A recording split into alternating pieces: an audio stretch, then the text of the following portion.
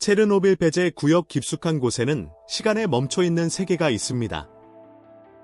기괴한 비밀들이 숨겨져 있죠. 변형된 거인부터 방사능이 여전히 맴도는 버려진 기계들까지 체르노빌은 단순한 유령 마을이 아닙니다. 열어보기를 기다리는 미스터리 상자와도 같죠. 이 영상에서는 이 매혹적인 장소에서 발견된 가장 이상한 것들 중 15가지를 밝혀보겠습니다. 시작해볼까요? 15. 유령 놀이공원. 우크라이나 프리피아트에 위치한 이 놀이공원은 원래 1816년 5월 노동절 축제를 위해 개장할 예정이었지만 한 달 전 체르노빌 재앙이 발생하면서 그 계획은 취소되었습니다. 드론 영상은 오늘날 공원의 섬뜩한 상태를 보여줍니다. 개장을 위해 준비된 놀이기구 근처에는 여전히 축제 장식이 남아 있습니다. 이 공원과 특히 그 관람차는 체르노빌 재앙의 상징으로 널리 알려져 있습니다. 방문객들은 때때로 차에 인형을 남기며 추모의 의미를 담고 있습니다. 관람차 아래 지역은 공원에서 방사능 수치가 가장 높은 곳으로 알려져 있습니다. 또한 버려진 범퍼카 놀이기구도 있으며 많은 놀이기구가 여전히 온전한 상태입니다. 일부 출처에 따르면 이 공원은 재앙 이전에 잠깐 운영되었을 수도 있다고 합니다. 사진과 비디오는 이곳이 사용 중인 모습을 보여주지만 일반적으로 이 영상은 공적인 개장이 아닌 시험 운영의 일환으로 촬영된 것으로 여겨집니다. 체르노빌이 없었다면 프리피아트의 미래는 얼마나 달라졌을까요? 여러분의 생각을 공유해주세요. 댓글로 이야기해봐요. 하지만 섬뜩한 놀이기구만 남아있는 것은 아닙니다.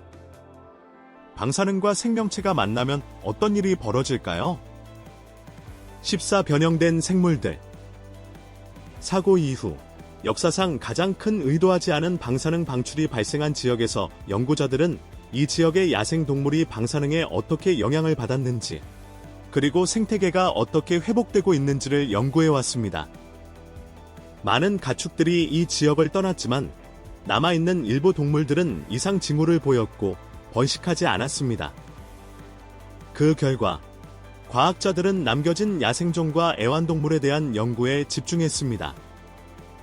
사고 직후 초기 연구에서는 일부 가축, 특히 소와 돼지에서 유전적 변이에 눈에 띄는 증가가 보고되었습니다.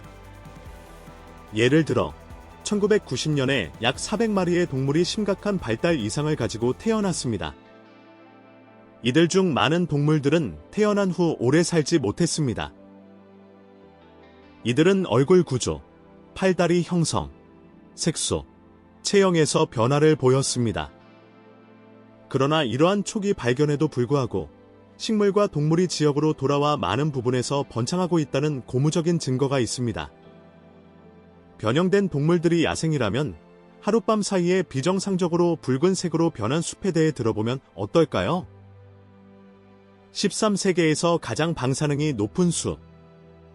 1816년 4월 26일 자정 직후 체르노빌 원자력 발전소에서 발생한 증기 폭발과 화재는 역사상 가장 큰 비통제 방사능 방출을 초래했습니다. 발전소 서쪽에 위치한 워무드 숲은 매우 높은 방사능에 노출된 소나무 숲입니다. 많은 나무들이 빠르게 죽어밝은 오렌지색으로 변했습니다.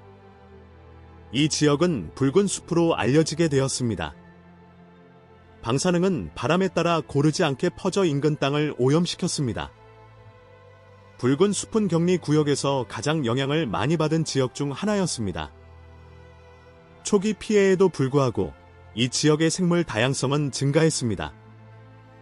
사람의 수가 줄어들면서 자연은 서서히 회복되고 심지어 번창하기도 했습니다. 자연은 나무에만 그치지 않았습니다. 이제 방사능 깊은 곳에서 무엇이 숨어 있는지 알아보러 수중으로 들어가 봅시다. 탐험하기 전에 듣고 계신 여러분께 특별한 요청이 있습니다. 여러분이 저를 도와주실 수 있다면 알림벨을 눌러주시고 구독 버튼도 눌러주세요. 이 채널에 큰 도움이 됩니다. 그렇게 해주신다면 저는 여러분을 위해 이 쇼를 더 좋게 만들기 위해 최선을 다하겠습니다. 약속할게요. 12. 섬뜩한 메기. 방사능은 지역 식물과 동물에 영향을 미치지만 많은 주장들은 과장되거나 과학적으로 확인되지 않았습니다. 잘 알려진 예로는 체르노빌 냉각 연못에서 발견된 대형 메기가 있습니다. 이 물고기들은 특히 크지만 이는 주로 자연 포식자가 없고 관광객들이 자주 먹이를 주기 때문이지 변이 때문은 아닙니다. 시간이 지나면서 다양한 어종들이 이 물속에서 적응하고 번창했습니다. 냉각 연못은 자연 보호구역처럼 기능합니다. 체르노빌 사고 직후의 초기 시간에 근무자들은 이 연못을 사용해 원자로를 식히는 데 도움을 주었습니다. 이후 발전소에서 나온 방사능 오염수가 이곳으로 유입되었습니다. 35년이 넘는 시간이 흘렀습니다. 발전소는 운영을 중단했지만 연못은 여전히 존재합니다. 저수지에서 살아가는 야생 동물들은 방사능 물질에 노출되었지만 현재 연구에 따르면 메기는 생물학적으로 정상적인 구조를 가지고 있다고 합니다. 방사능의 흔적이 있을 수는 있지만 이들을 변이체라고 부르는 것은 부정확할 것입니다. 하지만 가장 예상치 못한 생존 이야기는 동물이나 물고기가 아니라 돌아오기를 선택한 사람들에게 있습니다. 10일 회복력 있는 노인 생존자들. 오늘날 체르노빌 주변 3,000제곱마일이 장기 방사능으로 인해 제한된 지역으로 남아 있습니다. 이 지역은 여러 세대에 걸쳐 영향을 받을 것으로 예상됩니다. 초기 폭발과 낙진이 지역 생태계를 심각하게 손상시켰지만 배제 구역의 많은 부분에서 생명은 서서히 돌아왔습니다. 돌아온 사람들 중에는 바부시카라고 불리는 우크라이나의 노인 여성들이 있습니다. 이 용어는 할머니를 의미합니다. 그들은 위험에도 불구하고 키예프와 다른 지역의 아파트로 이주한 후 고향으로 돌아가기를 선택했습니다. 그들에게는 땅과의 분리가 가져오는 정서적 고통이 신체적 위험보다 더 컸습니다. 많은 이들이 세상을 떠났지만 돌아온 여성들은 강한 사회적 유대감과 목적의식 덕분에 놀라운 회복력을 보였다고 합니다. 생활 조건은 여전히 어렵지만 바부시카의 이야기는 궁극적으로 인내와 고향에 대한 연결의 이야기입니다. 생존에 대해 말하자면 방사능을 단순히 견디는 것이 아니라 방사능에서 번성하는 유기체가 있다고 한다면 어떻게 생각할까요? 10. 방사능을 먹는 곰팡이. 인간의 생태적 발자국은 여러 형태로 나타나며 종종 산업 및 기술 활동이 자연 생태계에 미치는 영향 때문입니다. 생태적 균형을 유지하고 생물 다양성을 보호하며 건강 위험을 줄이기 위한 환경 전략이 필수적입니다. 체르노빌의 경우 많은 지역이 인구 밀도가 낮지만 곰팡이는 독특한 조건에서 적응하고 번성한 최초의 유기체 중 하나였습니다. 놀랍게도 특정 곰팡이 종은 높은 방사능 환경에서 자라는 능력을 보여주었습니다. 방사능을 에너지원으로 사용하는 것으로 보이는 방사능 영양 곰팡이라고 알려진 몇몇 종이 체르노빌 지역에서 수집되어 최근 스페이스X 미션을 통해 국제 우주 정거장으로 보내졌습니다. 이 곰팡이는 인간 피부에서 발견되는 멜라닌을 사용하여 방사능을 흡수하고 이를 에너지로 전환하는 것으로 여겨집니다. 과학자들은 이러한 적응이 방사능 보호의 발전에 어떻게 기여할 수 있을지 연구하고 있으며 의료 및 우주 탐사에 대한 잠재적인 응용 가능성을 모색하고 있습니다. 믿기 힘들까요? 그렇다면 이렇게 말해보죠. 과학자들이 방사능 구역을 보드카의 원천으로 바꿨다고 합니다. 아웃배제 구역 근처에서 양조된 보드카. 체르노빌 배제 구역의 곡물과 물로 만든 수제 보드카는 손상된 원자력 발전소 주변에서 만들어진 최초의 소비자 제품이 되었습니다. 아토믹이라는 이름의 이 술은 방사능에 노출된 땅에서 자란 재료를 사용해 볼 수 있는 가능성을 탐구하는 과학적 이니셔티브의 일환으로 개발되었습니다. 연구팀에 따르면 최종 제품은 인간이 소비하기에 안전하다고 합니다. 이 보드카는 특정 지역에서 재배된 작물이 안전하게 가공될 수 있는지를 테스트하기 위한 과학자들의 4년간의 연구 결과입니다. 레시피에 사용된 사과는 방사능 수준이 모니터링되는 18마일 배제 구역의 외곽에 위치한 농장에서 공급되었습니다. 오늘날 이 외곽 지역에는 약 10,000명이 거주하고 있습니다. 농업은 여전히 공식적으로 제한되어 있지만 과학자들은 그들의 작업이 궁극적으로 이 지역의 경제 회복을 지원할 수 있기를 희망하고 있습니다. 음료를 만드는 것 외에도 이 프로젝트는 체르노빌의 생태 회복을 이해하고 이 지역의 안전하고 지속 가능한 토지 사용을 탐구하기 위한 과학자들의 장기적인 노력에 대한 인식을 높이기 위해 설계되었습니다. 하지만 보드카는 여과되고 테스트되지만 다른 일상적인 음식들은 여전히 방사능 부담을 안고 있습니다. 8 방사능 소들. 체르노빌 재앙이 발생한 지 35년이 지난 지금 우크라이나의 영향을 받은 일부 지역 주민들은 여전히 지역에서 생산된 음식, 특히 우유를 통해 낮은 수준의 방사능에 노출되고 있습니다. 연구자들은 사고 지점에서 약 120마일 떨어진 농장에서 소의 우유 샘플을 채취했습니다. 일부 경우 우유의 방사능 수치는 성인의 안전 기준을 최대 5배 초과했으며 어린이에게는 12배 이상이었습니다. 위험에도 불구하고 지역 주민들은 이러한 지역에서 계속 살고 농업을 유지하고 있습니다. 소는 특히 자생 정착민 사이에서 가장 일반적인 가축으로 남아 있으며 특정 지역에서는 자유롭게 돌아다니고 있습니다. 많은 이들에게 지역 유제품은 외부 공급에 대한 접근이 제한된 상황에서 실용적인 식량 공급원으로 남아 있습니다. 과학자들에 따르면 기본적인 보호 조치를 취하면 음식에서 방사능 노출을 상당히 줄일 수 있으며 연간 인당 약 $20의 비용으로 추정됩니다.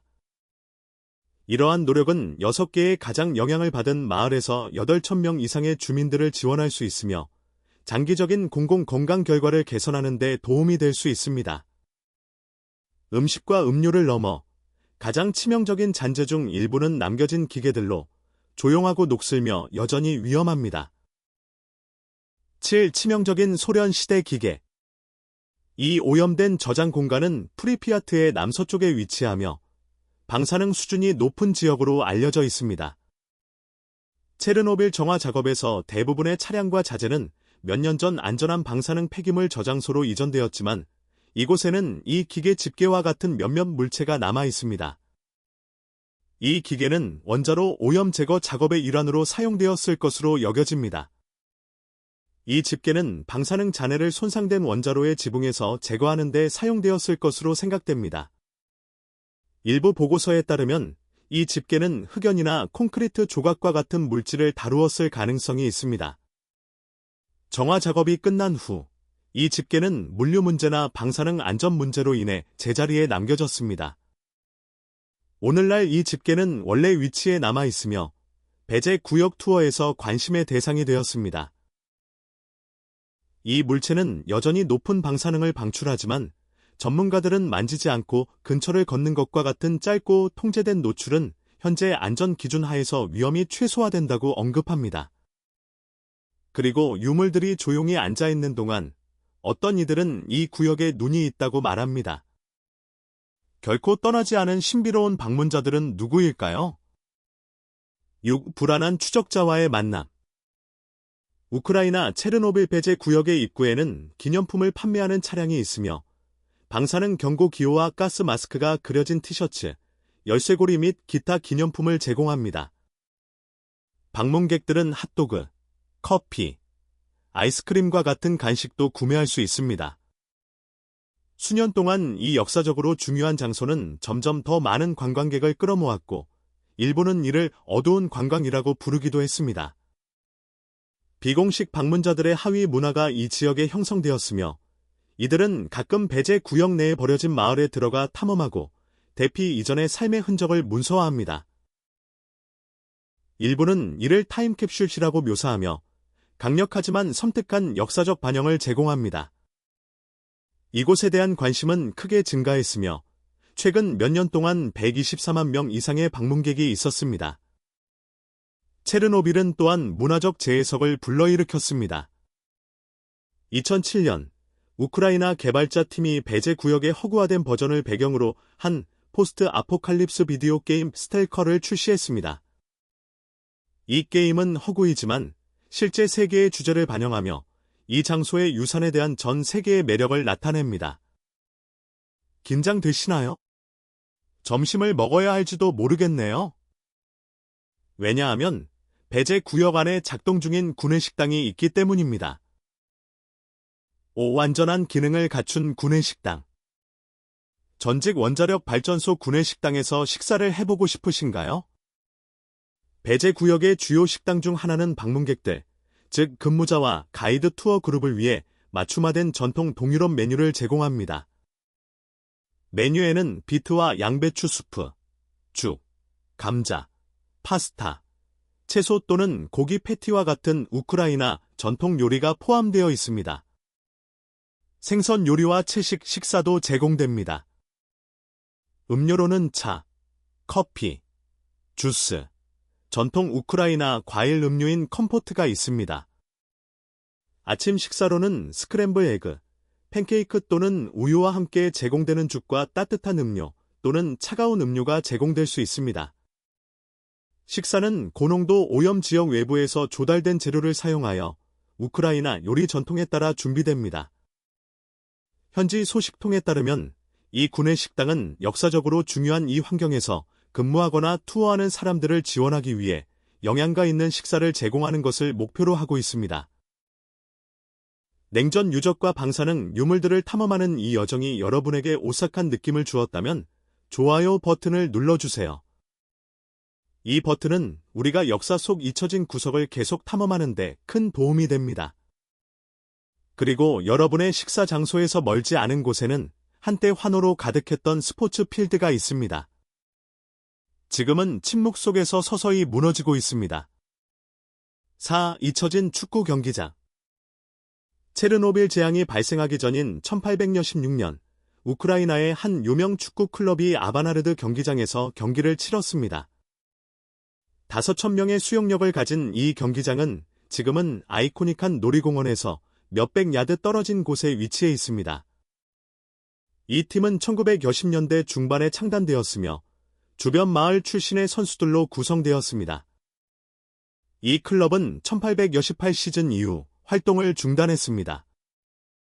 오늘날 이 경기장은 방치되어 있으며 날씨에 시달린 나무 벤치가 콘크리트 관중석 아래에 줄지어 있습니다. 프리피아트는 한때 체르노빌 원자력 발전소를 지원하기 위해 지어진 현대적이고 젊은 도시였으며 평균 거주자 나이는 약 26이었습니다. 이 도시는 나이트클럽, 수영장, 호숫가 카페 등 다양한 여가 시설을 갖추고 있었으며 지금은 버려진 이 경기장도 포함되어 있습니다. 축구팀은 1815년에 가장 성공적인 시즌을 보내며 이후에 올라 소련 리그 구조 내에서 승격에 가까워졌습니다. 오늘날 아바나르드 경기장은 자연이 배제 구역의 많은 부분을 점차 회수해가는 과정을 상징하는 상징적인 장소로 남아 있습니다. 하지만 아마도 가장 오싹한 것은 학교 내부에 있는 것입니다. 두려움의 유령 같은 잔재로 가득 찬 방이 있습니다. 3. 가스 마스크가 가득한 방. 가스 마스크와 같은 보호 장비는 현대 전쟁에서 화학 무기가 대규모로 사용되기 훨씬 이전에 개발되었습니다. 오늘날 체르노빌 배제 구역의 이미지는 원자력 사고 수십 년 후 자연이 어떻게 버려진 도시 지역을 점차 회수하고 있는지를 보여줍니다. 이 사진들은 프리피아트에서의 삶의 흔적을 문서화하고 있으며 그중 하나는 실내 수영장 근처에 위치한 중학교입니다. 내부에는 냉전 시대의 가스 마스크가 다수 남아 있으며 일부는 그 시기의 대비 조치의 일환으로 학생들이 사용할 예정이었을 것입니다. 학교가 운영되던 시절, 이곳은 현대적이라고 여겨졌으며 어린이들을 위한 음악 및 스포츠 시설이 있었습니다. 이 가스 마스크는 핵, 생물학적 또는 화학적 위협으로부터 보호하기 위해 설계되었습니다. 학생들이 비상 상황에서 사용한 적은 없지만 보존된 장면은 그 시대의 민방위 관행과 이 지역에서 한때 살았던 사람들의 일상생활에 대한 역사적 참고 자료로 남아 있습니다. 그러나 가장 불안한 이야기들은 병원 벽 안에 숨겨져 있습니다. 그곳에서 영웅들이 보이지 않는 적과 싸웠습니다. 이 프리피아트 버려진 병원. 프리피아트는 한때 5만 명의 사람들이 살던 곳이었습니다. 오늘날 이곳은 체르노빌 재앙의 가시적인 기억으로 남아 있습니다. 도시 내에서 가장 오싹한 장소 중 하나는 프리피아트 시립병원으로 한때 도시 외곽에 위치한 완전한 의료 복합체였습니다. 병원 지붕에는 국민의 건강, 국가의 부라는 문구가 적혀 있습니다. 이 시설은 410개의 병상을 보유하고 있으며 분만실, 치과 클리닉, 감염병 병동, 영안실이 서로 연결된 별도의 건물로 구성되어 있었습니다. 체르노빌 사고 당일 밤, 병원은 소방관과 발전소 근무자 등 최초의 대응자들을 수용했습니다. 방사능 오염으로 인해 그들의 옷과 장비의 대부분이 병원 지하에 남겨졌으며 오늘날까지 그대로 남아 있습니다. 의료 도구, 문서 및 용품도 건물 대피 시 버려졌습니다. 병원 일부 지역, 특히 지하의 방사능 노출 수준은 오염된 물질의 존재로 인해 높게 평가되고 있습니다. 이 지역에 대한 출입은 안전을 위해 제한되고 철저히 모니터링됩니다. 오늘날 이 병원은 배제 구역 투어의 문서화된 일부이며 역사적으로 중요한 사건에 대한 초기 대응을 강조하는 우울한 장소로 남아 있습니다. 시간이 흐르면서 한때 조용했던 곳이 이제는 유적지에 스며든 암호 같은 그래피티를 통해 다시 말하고 있습니다. 1. 세계에서 가장 오싹한 그래피티. 체르노빌 원자력 발전소에서의 재앙 이후 한때 번창했던 소련 도시 프리피아트는 영구적으로 대피되었습니다. 오늘날 이 버려진 도시의 거리와 건물은 서서히 자연에 의해 덮여가고 있으며 나무들이 예전 도로와 길을 뚫고 자라고 있습니다. 이 풍경의 변화의 징후 중에는 수년 동안 방문객들이 만든 다양한 그래피티 작품이 있습니다. 이 예술 작품들은 건물벽, 출입구 및 공공구조물에 나타나며 종종 체르노빌 재앙과 그 유산에 대한 개인적인 인상이나 예술적 해석을 반영합니다. 어떤 이들은 이를 추모의 행위나 도시 표현으로 보지만 다른 이들은 역사적으로 중요한 장소에서 적절한지에 대해 의문을 제기합니다. 그래피티의 존재는 그것이 기념물인지 방해인지에 대한 논의를 촉발했습니다. 이러한 예술 작품의 많은 부분은 배제 구역의 가이드 경로를 따라 볼 수 있으며 주변 건물과 함께 촬영되는 경우가 많습니다. 시간이 지나면서 일부 작품은 희미해지거나 악화되며 새로운 작품들이 계속 나타납니다. 이러한 진화하는 표현 형태는 프리피아트의 지속적인 이야기에 또 다른 층을 추가합니다. 오늘의 영상이 흥미로웠다면 좋아요 버튼을 누르고 제 채널을 구독하는 것을 잊지 마세요. 여러분의 지원은 저희에게 매우 중요합니다. 화면에 나타나는 다음 영상을 꼭 확인해 보세요. 여러분이 좋아할 만한 콘텐츠가 준비되어 있습니다. 다음에 탐험하고 싶은 나라에 대한 댓글도 남겨주세요. 시청해 주셔서 감사합니다. 다음 영상에서 만나요.